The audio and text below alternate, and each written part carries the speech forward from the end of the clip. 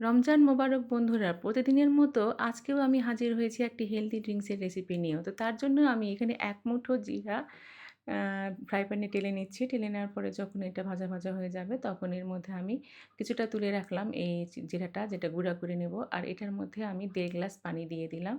তোমরা চাইলে এর থেকে বেশি দিতে পারো। আমি পরিমাণ মতো নিয়েছি। সেদ্ধ করে নিলাম আর এদিকে কাঁচামরিচ আর হচ্ছে পুদিনা পাতাটা আমি পাটায় বেটে নেব আর যে আদা কুচি সেটা একটু থেতো করে নেব। আর এদিকে আমি যে জিরাটার পানি সেদ্ধ করে রেখেছিলাম সেটা ছেঁকে নিলাম।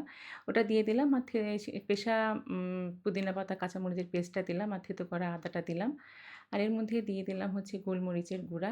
আর তেঁতুলের পাল্প লাগবে এটাতে। তেঁতুলের আমি ভিজিয়ে রেখে পাল্প করে নিয়েছিলাম। আর জিরা যেটা গুঁড়া করে নিলাম সেটা দিলাম। আর জিরো কাল দিয়ে দিলাম যেহেতু এটা আমার জন্য করছি সেজন্য আমি জিরো কালটাই ইউজ করছি। তোমরা কিন্তু চাইলে এর মধ্যে চিনি অথবা গুড় দিতে পারো। অবশ্য কুশারের গুড়টাই বেশি সুইটেবল। আর এর মধ্যে দিয়ে দিলাম হচ্ছে বিট লবণের গুঁড়া। বাস দিয়ে একটু বিট করে নিলেই বাস হয়ে গেল। এটা কিন্তু অনেক স্বাস্থ্যকর এবং এটা কিন্তু খেতেও ভালো লাগে। বাজারে তো এখন কিনতেই পাওয়া যায়।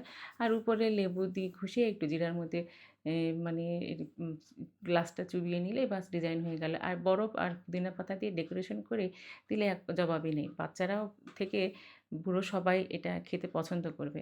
তো যদি ভালো লাগে তাহলে অবশ্যই লাইক, কমেন্ট করবে। আর যদি আরো ভালো লাগে তাহলে শেয়ার করবে। আর ভালো লাগলে পেজ থেকে একটা ফলো করে রাখবে। আর YouTube আমার চ্যানেল আছে সেখানে কিন্তু তোমরা অবশ্যই সাবস্ক্রাইব করতে পারো।